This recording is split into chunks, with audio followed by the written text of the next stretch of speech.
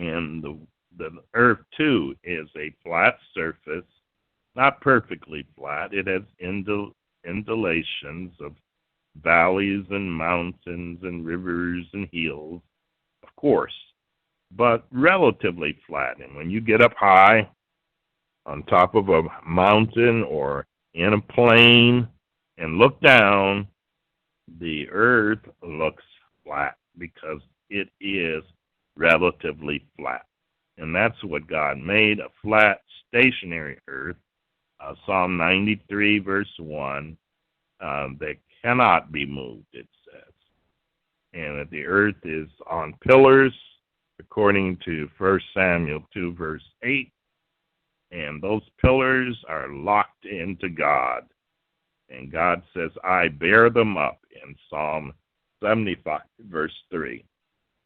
And so this is the view of the earth, and the view of the cosmos is that the stars are built into the firmament. And the firmament is crystalline and transparent. And that's why you see the blue, because the blue is the blue from God's throne. The throne of God is blue. You can check that out in the book of Revelation. His throne is blue. And also, when it shines through water, it makes the water look blue. And when you shine it through a transparent shield around the earth, as it speaks in Psalm 47, the shields of the earth belong unto God. And the earth has shields, which are firmament shields, and they protect us from the water. As it says in Genesis 1, the waters above the firmament and the waters below the firmament, which are the seas, the oceans, the lakes, the rivers, are separated by this shield. And it is, according to Job 37:18, it is strong, it is hard, and it's like a molten glass, very clear, very well polished, and that's why we can see the sunlight burning through, and that's why we can see the stars, because the firmament is clear.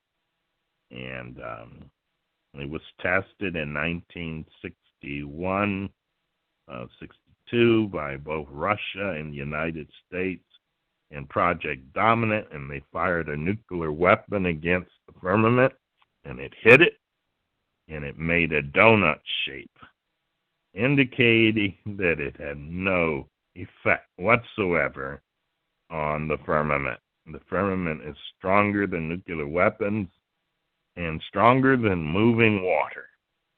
And so it is protecting us from incoming disaster from above. And the greatest disaster would be fire and water. And God has predestined a time when fire will come through, and the earth and the universe will be purged.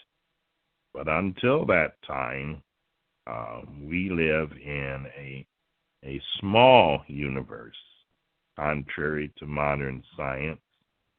And just because they are mesmerized by the firmament, because when night comes, they can't see, and all they see are these sparkling things, and those are the stars that God made, and even the planets.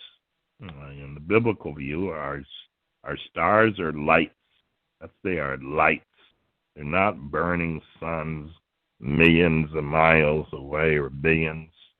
And that makes no sense at all. No, they are little, and they're locked into the firmament, and when the firmament spins, they spin too. And that's why all the stars, except the North Star, move in unison.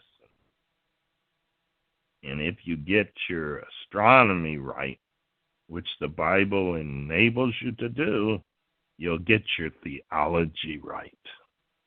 because it says in Romans 1:20, for the invisible things of him from the creation of the world are clearly seen, even his eternal power and Godhead.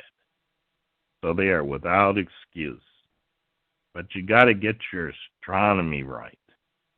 And the Bible, not science books, the Bible enables you to do that because it tells you what the universe is really like. And it's small, and it's young, and it is healthy because God and his angels take care of it. Amen.